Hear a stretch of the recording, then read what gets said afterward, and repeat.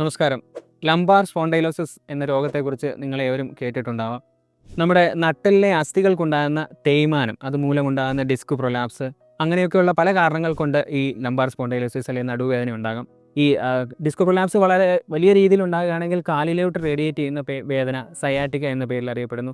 ഇങ്ങനെയുള്ള ഈ രോഗങ്ങൾക്കെല്ലാം തന്നെ നല്ല രീതിയിൽ നമുക്ക് ആയുർവേദ മരുന്നുകൾ കൊണ്ടും ക്രിയാക്രമങ്ങൾ കൊണ്ടും ചികിത്സിച്ച് ഭേദമാക്കാൻ സാധിക്കുന്നതാണ്.